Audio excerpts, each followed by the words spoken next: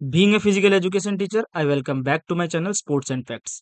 तो training in मतलब sports training का जो यूनिट था, हमने इसका पार्ट वन पहले पिछले वीडियो में कवर किया था। और जैसे कि आप सबको पता है, हर यूनिट के दो दो पार्ट्स में हम सारे एमसीक्यूज करेंगे, और जितने भी एमसीक्यूज के हम डिटेल में एक्सप्लेनेशन भी उसका करेंगे।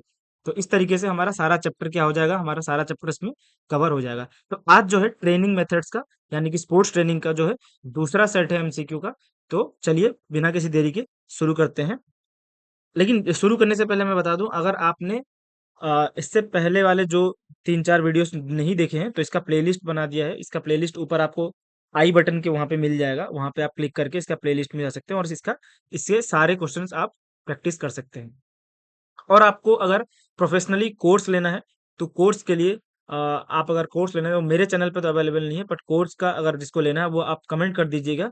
मैं कमेंट में, जिसको भी जरूरत होगा कमेंट में मैं कोर्स का लिंक और कोर्स का लिंक और जो उनका ऐप का लिंक है वो मैं दे दूंगा, जो कि फिजिकल एजुकेशन इंडिया वाले इसका प्रोफेशनली कोर्स करवा रहे हैं। आप वहां पे जाके प्रॉपर एक कोर्स में स्ट्रक्चर्ड में एनरोल हो सकते हैं, और उसको वहां पे जाके प्रॉपरली फुल्ली तैयारी कर सकते हैं डिटेल में एकदम। और आपको क्वेश्चन चाहिए होंगे, क्वेश्चन से रिलेटेड भरपूर क्वेश्चन हमारे इस चैनल पे मिलेंगे, जो कि आप जितने भी इंपॉर्टेंट एमसीक्यूज है और उस एमसीक्यूज के अंडर जो भी ऑप्शंस आते हैं उसका हम डिटेल में एक्सप्लेनेशन भी करवाते हैं यहाँ पे। और इन केस कोई अगर डाउट है तो आप कमेंट करके पूछ सकते हैं। तो बिना किसी देरी के चलिए चलते हैं हमारे पहले क्वेश्चन में। तो जो हमारा पहला क्वेश्चन है, which method of flexibility involves performing rhythmic movements with A swing और ए बाउंस। जहां पे रिदमिक मूवमेंट होता है, जो कि एक स्विंग या फिर एक बाउंस के साथ, कौन सा मेथड ऑफ फ्लेक्सिबिलिटी है। ठीक है, तो आपको बताना, ऑप्शन ए है हमारा स्टेटिक स्ट्रेचिंग, ऑप्शन बी है हमारा बैलिस्टिक मेथड, ऑप्शन सी है हमारा पीएनएफ टेक्निक, और ऑप्शन डी है हमारा डायनेमिक स्ट्रेचिंग। तो यहाँ पे क्या बोला है, रिदमिक मूवमेंट होगा विथ स्विंग और बाउंस। जब भी रिदमिक मूवमेंट स्विंग और बाउंस की बात करेगा, तो हमेशा वो क्या होगा, बैलिस्टिक मेथड। क्यों बैलिस्टिक मेथड? क्योंकि बैलिस्टिक मेथड में हमेशा एक मोमेंटम के साथ कोई भी एक हम बॉडी का मूवमेंट करते हैं, या कोई भी एक लिम्ब का बोल लीजिए, एक मोमेंटम के साथ हम करते हैं, जहाँ पे एक नॉर्मल रेंज ऑफ मोशन तक उसका फोर्स लगता है। और उसमें जितने भी मूवमेंट्स होते हैं वो सारे क्या होते हैं, बाउंसिंग और जर्किंग मूवमेंट्स उसमें सारे होते हैं। ठीक है, और इसमें क्या है, आपको किस चीज का ध्यान रखना है, it is often discouraged for beginners. जो बिगिनर्स होते हैं उनको, क्योंकि उनके मूवमेंट उतने शार्प नहीं होते हैं, ठीक, उतने क्लियर नहीं होते हैं, इसलिए बिगिनर्स को ये अवॉइड करने के लिए कहा जाता है। क्योंकि अगर ज्यादा बाउंस के साथ ज्यादा जर्क आ गया तो क्या होगा, अगर मैक्सिमम रेंज ऑफ मोशन, जितना रेंज ऑफ मोशन सेट है उस पर्टिकुलर जॉइंट का, अगर उससे ज्यादा चला गया तो वहां पे क्या हो सकता है, ओवर स्ट्रेचिंग की वजह से इंजरी हो सकती है। तो चलिए चलते हैं दूसरे क्वेश्चन की ओर। The ability to change the direction of the body और its parts rapidly and accurately is called. जो आपकी बॉडी की एबिलिटी है, जिसमें आप क्विकली अपने डायरेक्शन को चेंज कर सकते हैं विद स्पीड, उसको क्या बोलते हैं? Orientation ability, coupling ability, agility, या डिफरेंशिएशन एबिलिटी। तो जब भी एक स्पीड के साथ हम क्विक डायरेक्शन चेंज करते हैं उसको हम बोलते हैं एजिलिटी। तो agility is the correct answer, option C is the correct answer. तो एजिलिटी क्या है, एक कोऑर्डिनेटिव एबिलिटी है, जो कि कंबाइन करता है क्या, स्पीड और बैलेंस को। ठीक है, बैलेंस के साथ, स्पीड के साथ आपको क्विकली डायरेक्शन चेंज करना है। स्पोर्ट्स लाइक फुटबॉल, बास्केटबॉल और खो खो, खो खो एक मैं बहुत ही अहम इसका एजिलिटी का एक गेम मानता हूँ, क्योंकि पूरा टोटल ही गेम एजिलिटी का है। क्योंकि जिसमें अपने डायरेक्शन को आप बहुत ही जल्दी जल्दी चेंज करते हैं, ताकि ओपोनेंट को डॉज मार सके। देन नेक्स्ट क्वेश्चन है हमारा P N F stretching method stands for. जो पीएनएफ एक स्ट्रेचिंग मेथड है, लेकिन उसमें पीएनएफ, ये जो पीएनएफ की बात कर रहा है, वो पीएनएफ क्या है यहाँ पे पूछ रहा है। तो पीएनएफ ऑप्शन है peripheral nerve function, proprioceptive neuromuscular facilitation, physical neural fitness, या प्राइमरी नेटवर्क फ्लेक्शन। तो जब भी पीएनएफ की बात करें, तो क्या है, पी का मतलब होता है प्रोप्रियोसेप्टिव, एन से मतलब होता है न्यूरोमस्कुलर, और एफ से फैसिलिटेशन। यानी कि ये टोटल हमारे न्यूरोमस्कुलर नर्वस सिस्टम के साथ जुड़ा हुआ है। तो पीएनएफ स्ट्रेचिंग और क्या होता है हम इसको डिटेल में देखेंगे। तो इसका जो पीएनएफ का जो फुल फॉर्म है, ये जो यहाँ पूछा था, option B is the correct answer, कि प्रोप्रियोसेप्टिव न्यूरोमस्कुलर फैसिलिटेशन। ठीक है, अभी देखते हैं प्रोप्रियो ये होता क्या है। प्रोप्रियोसेप्टिव न्यूरोमस्कुलर फैसिलिटेशन क्या होता है, सबसे ज्यादा इफेक्टिव अगर कोई माना जाता है फ्लेक्सिबिलिटी को बढ़ाने में या फ्लेक्सिबिलिटी को ट्रेन करने में, तो वो ये टेक्निक है। इसमें क्या होता है, इसमें दोनों दोनों चीज इन्वॉल्व होती है, जैसे कि मसल का स्ट्रेच और साथ ही साथ मसल का कॉन्ट्रेक्शन। क्योंकि ये क्योंकि अकेले आप कभी इसको परफॉर्म नहीं कर सकते, इसको परफॉर्म करने के लिए हमेशा एक पार्टनर चाहिए होता है। इसको परफॉर्म करने के लिए पार्टनर चाहिए होता है। ठीक है, तो इसलिए इसका नाम है प्रोप्रियोसेप्टिव न्यूरोमस्कुलर फैसिलिटेशन। तो ये इसका फुल फॉर्म है और ये इसका एक्सप्लेनेशन है, आप देख लीजिएगा। हमेशा पार्टनर के साथ होता है और सबसे इफेक्टिव माना जाता है फ्लेक्सिबिलिटी के लिए। उसके बाद नेक्स्ट क्वेश्चन है हमारा pace runs. Pace runs are primarily use to develop which of the following. Pace run जो करते हैं वो क्या डेवलप करता है इनमें से? Explosive strength, flexibility, speed endurance या स्टैटिक बैलेंस। अब देखिए पेस रन मतलब रन के साथ कुछ स्पीड, मतलब कुछ स्पीड की बात कर रहे हैं यहाँ पे, है ना? तो पेस रन क्या इंप्रूव करता है यहाँ पे? तो फ्लेक्सिबिलिटी, तो फ्लेक्सिबिलिटी तो नहीं करेगा। ठीक है, फ्लेक्सिबिलिटी के हमने सारे टेक्निक देख लिए, अभी उसमें ऊपर क्या क्या मेथड्स हैं वो देख लिए। स्पीड एंड्योरेंस लग रहा है, ठीक है। और स्टैटिक बैलेंस नहीं है। एक्सप्लोजिव स्ट्रेंथ या फिर स्पीड एंड्योरेंस लग रहा है, ठीक है। अब मैंने उस दिन बताया था, कल के वीडियो में बताया था, अगर आपने देखा होगा, अगर एंड्योरेंस की बात करें किसी चीज में, तो यानी कि हम कोई एक्टिविटी परफॉर्म कर रहे हैं under the condition of fatigue, मतलब हम थके हुए हैं लेकिन फिर भी हम वो कंडीशन कर पा रहे हैं। तो यहाँ पे पेस रन की जो बात कर रहा है, यहाँ पे पेस रन यानी कि पेस रेसेस जो बात कर रहा है, इसमें क्या है, ये एक सेट डिस्टेंस इसमें फिक्स रहता है। सेट डिस्टेंस मतलब छोटे डिस्टेंस नहीं, 100 200 नहीं, फोर मोर देन 400 वाले जितने भी होते हैं, 800 मीटर, 1500 मीटर, ठीक है। जिसमें पेस की जरूरत होती है, जहां पे फिनिशिंग के वक्त पेस की जरूरत होती है, तो वहां पे ये पेस रन्स वाले मेथड सारे काम आते हैं। ठीक है, अब ये होता है क्या है, कुछ सेट डिस्टेंस रहते हैं जिसको कांस्टेंट या हाई स्पीड में दौड़ना होता है, ठीक है। और इसमें एथलीट जो ट्रेन करता है, एथलीट का जो ट्रेन होता है इसमें, कि वो अपने हाई स्पीड को कितने देर तक मेंटेन कर सकता है, कितने देर तक मेंटेन कर सकता है, उसी को बोलते हैं पेस रन्स या फिर पेस रेसेस। आई होप आपको ये क्लियर हो गया होगा। तो पेस रन्स हमेशा किससे रिलेटेड होता है? स्पीड एंड्योरेंस से। नेक्स्ट क्वेश्चन है हमारा question number 5। What is the physiological state called when the body adjust to the training load over time? मतलब वो फिजियोलॉजिकल स्टेट क्या है जब बॉडी हमारा एडेप्ट कर लेता है या एडजस्ट कर लेता है किसी भी ट्रेनिंग लोड को टाइम के अनुसार।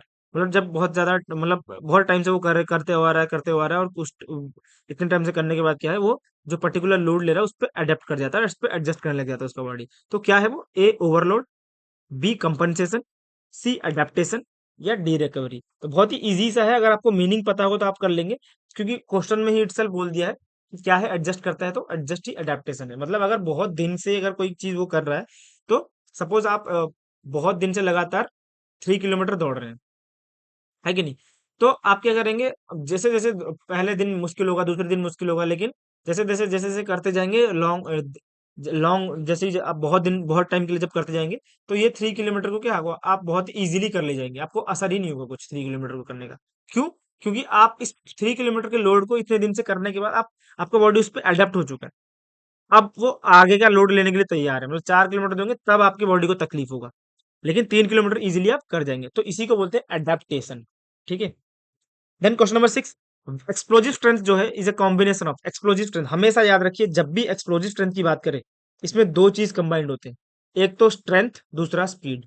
मतलब हम किस तरीके से हम किस तरीके से स्ट्रेंथ क्या हो गया, एक तरीके से मान लीजिए कोई अगर रेजिस्टेंस है, उस पर्टिकुलर रेजिस्टेंस को या उस पर्टिकुलर एक्सटर्नल फोर्स को हम जब स्पीड के साथ ओवरकम करेंगे, यानी है कि हम उसको स्पीड के साथ जब हटाएंगे, उसको बोलते हैं एक्सप्लोजिव स्ट्रेंथ। तो इसलिए एक्सप्लोजिव स्ट्रेंथ क्या है? दो चीज का कॉम्बिनेशन है, वो है हमारा स्पीड और स्ट्रेंथ। इसीलिए जैसे कि फॉर एग्जांपल यहाँ पे दिया हुआ है, activities like shot put, javelin throw and high jump, ये सारी चीजें क्या है, हमें इसमें स्ट्रेंथ की जरूरत है। और उस स्ट्रेंथ, कौन सी स्ट्रेंथ की? जिसको हम स्पीड के साथ ओवरकम कर पाए। जैसे कि शॉर्ट पुट में एक बहुत भारी सा गोला रहता है लोहे का, और हमें उसको दूर तक फेंकना है, तो और हमें भाग के आगे कहीं से नहीं फेंकना, हमें उसी पर्टिकुलर गोले से एक राउंड मार के या एक दो स्टेप लेके फेंकना होता है। तो उसके लिए क्या चाहिए हमें? एक्सप्लोजिव स्ट्रेंथ की जरूरत होती है। इवन इन लॉन्ग जंप भी एक्सप्लोजिव स्ट्रेंथ की जरूरत होती है।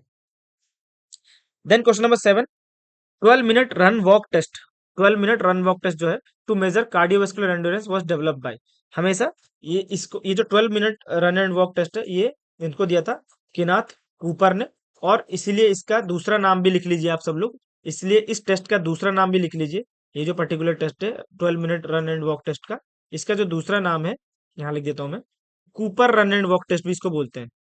Cooper run and walk test भी बोलते हैं, Cooper run and walk test भी इसको बोला जाता है। इसको भी आप नोट कर लीजिएगा। ओके, तो इसका जो आंसर है ऑप्शन बी, कीनाथ कूपर। अब आप ये बताइए, मॉर्गन एंड एंडरसन ने क्या दिया था, गोस्टा हॉलमन ने क्या दिया था, ठीक है। और इन दोनों का आप बताइए, कमेंट करके बताइए कि क्या दिया था इन लोगों ने, क्योंकि कल की क्लास में इसको पढ़ा चुका हूँ। और जेम्स नाइस्मिथ जो है, ये आप नोट कर लीजिए, जो बास्केटबॉल गेम है ना हमारा, उसके इन्वेंटर थे ये, ठीक है, जेम्स नाइस्मिथ। इसको नोट कर लीजिएगा। करेक्ट आंसर बी है हमारा, इसको देख लिया मैंने। अब इसके बारे में थोड़ा सा देख लीजिए। कूपर टेस्ट, इसको Cooper run and walk test भी बोलते हैं। मेनली किस लिए किया था, यूएस एयरफोर्स के लिए किया गया था इसको। It is a simple way to estimate VO2 max, किसी भी VO2 मैक्स को जांचने का, या एरोबिक फिटनेस बोल लीजिए। दो तरह के फिटनेस होते हैं, एरोबिक और एनारोबिक। एनारोबिक में हमेशा स्पीड का फिटनेस टेस्ट किया जाता है, मतलब स्पीड के बारे में पता चलता है, और एरोबिक से किसी भी लंबे टाइम तक। तो Cooper run and walk test इसीलिए था, एरोबिक फिटनेस टेस्ट चेक करने के लिए। देन क्वेश्चन नंबर 8 है हमारा, flexibility that is required for movements, ठीक है, performed while the body is in motion is called. वो फ्लेक्सिबिलिटी जिसमें मूवमेंट की जरूरत पड़े, ठीक है, मूवमेंट की जरूरत पड़े, तो जब बॉडी मोशन में होता है उसको क्या बोलते हैं, active flexibility, passive flexibility, dynamic flexibility, या स्टैटिक फ्लेक्सिबिलिटी। जब मूवमेंट के साथ किसी भी चीज को, तो उसमें हमेशा डायनेमिक फ्लेक्सिबिलिटी। स्टैटिक से याद रखना, स्टैटिक की जब भी बात आए, स्टैटिक का मतलब होता है स्टेबल, तो मतलब कभी भी मूवमेंट के साथ नहीं होगा, एक जगह पे खड़े होकर होगा या बैठ के होगा। स्टैटिक फ्लेक्सिबिलिटी मतलब स्टेबल। स्टैटिक का ऑपोजिट क्या होता है, स्टैटिक का ऑपोजिट होता है डायनेमिक। तो डायनेमिक हमेशा क्या होगा, मूवमेंट के साथ होगा, यही चीज यहाँ पे बोला गया है। Next question number 9, which training method involves high intensity work with A complete recovery period between sets. कल हमने एक चीज देखा था, ये जो इंटरवल मेथड था, इसमें क्या था, इसमें था इनकम्प्लीट रिकवरी।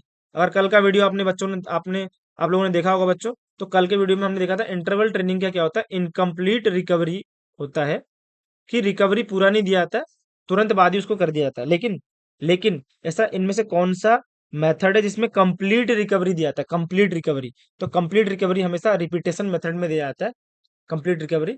कि जैसे कि इंटरवल में, जैसे कि मैंने बता दिया, इनकम्प्लीट रिकवरी होता है, लेकिन repetition method allows for near complete recovery. फिर उसके बाद सेट्स के बीच में कंप्लीट रिकवरी होने के बाद, so that each repetition can be perform at maximum और नियर मैक्सिमम इंटेंसिटी, ताकि मैक्सिमम इंटेंसिटी उसको कर पाए। लेकिन इंटरवल मेथड में इनकम्प्लीट रिकवरी, और रिपीटेशन मेथड में कंप्लीट रिकवरी, ये आपको याद रखना। Then question number 10, the systematic and scientific processes, the systematic and scientific process of spotting future athletes at a young age is called. इसको क्या बोलते हैं, कोई भी फ्यूचर एथलीट को उसको यंग एज में सिस्टमेटिक या फिर साइंटिफिक तरीके से उसको छांट लेना, मतलब पता लगा लेना कि हाँ आगे चल के ये बहुत अच्छा एक टैलेंटेड एथलीट बनेगा, उसको क्या बोलते हैं, sports training, talent identification, physical education, या स्काउटिंग। इसको क्या बोलते हैं, देखिए, बी और डी, ये जो दोनों ऑप्शन है, इसमें बहुत कंफ्यूज हो सकते हैं। स्काउटिंग क्या होता है, स्काउटिंग में मैं आपको बता दूं, स्काउटिंग जो है, स्काउटिंग में एथलीट को ढूंढते हैं, मतलब अलग अलग टीम में जाएंगे और देखेंगे कि कहाँ पे कौन सा एथलीट है जिसको हम पिक कर सकते हैं। लेकिन टैलेंट आइडेंटिफिकेशन में क्या है, टैलेंट आइडेंटिफिकेशन में क्या डिफरेंस है, ये इन्वॉल्व यूजिंग फिजियोलॉजिकल, मतलब उसको ढूंढने के बाद उसके टैलेंट को आइडेंटिफाई करते हैं, साइकोलॉजिकल टेस्ट लेके, या फिर फिजियोलॉजिकल टेस्ट लेके, या फिजिकल टेस्ट लेके, with the highest potential for specific sports early in their life, पहले ही। ठीक है, स्काउटिंग और टैलेंट आइडेंटिफिकेशन में यही डिफरेंस है। ढूंढने के बाद अलग अलग टेस्ट लगाया जाता है, और फिर पता लगाया जाता है कि कहाँ पे वो फिट बैठेगा। ठीक है, ये थे हमारे आज के ये थे हमारे आज के 10 क्वेश्चन। तो इसी के साथ हमने 2 यूनिट कवर कर लिया है, 2 यूनिट कवर कर लिया है। और आपके लगभग नए सिलेबस के हिसाब से 6 या 7 यूनिट है। तो हम आने वाले टाइम में जल्दी से इन सारे यूनिट्स को कवर करके, उसके बाद हम हर चैप्टर से, मान लीजिए हर चैप्टर में से जो छोटे मोटे जो एक एक टॉपिक उठाएंगे जो कि इंपॉर्टेंट होगा एग्जाम पॉइंट ऑफ व्यू से देखा जाए, तो उन टॉपिक्स के ऊपर फिर ये वीडियोस बनाएंगे, उन टॉपिक्स के ऊपर, और उन वीडियोस के माध्यम से आपको पर्टिकुलर टॉपिक के ऊपर सारा कुछ आपको समझ में आ जाएगा। तो जल्दी से हम लोग को, लेकिन ये सारे यूनिट पहले कवर करने, 2 यूनिट कवर हो गया है, ठीक है, 2 यूनिट कवर हो गया है। अभी बचे 4 से 5 यूनिट जो रहेंगे, वो हम अगले वीडियोस में कवर कर लेंगे। तो आई होप वीडियो आपको अच्छा लगा होगा। इन केस अगर कोई डाउट होगा तो आप कमेंट सेक्शन में बिल्कुल पूछ लीजिएगा। अगर आपको बैच परचेस करना है, जैसे कि मैंने बताया था, फिजिकल एजुकेशन इंडिया जो है, वो लोग बैच इसका देते हैं, कंप्लीट गाइडेंस मिलेगा उसमें आपको। और अगर आपको इसी के साथ इन्हीं अ, ऐसी इसी टाइप के क्वेश्चन सॉल्व करने हैं, बहुत हाईली क्वालिफाइड, जिसमें डिटेल एनालिसिस हो, इस चैनल के साथ जुड़ जाइए, और आपको हर दिन ऐसे एक एक वीडियो मिलता रहेगा, आप डिटेल में क्वेश्चन सारे कर सकते हैं। तो आई होप आपको ये वीडियो अच्छा लगा होगा। मिलते हैं हम नेक्स्ट वीडियो में एक अनदर यूनिट के साथ। तब तक के लिए ऑल द बेस्ट बच्चों, पढ़ते रहें। Thank you.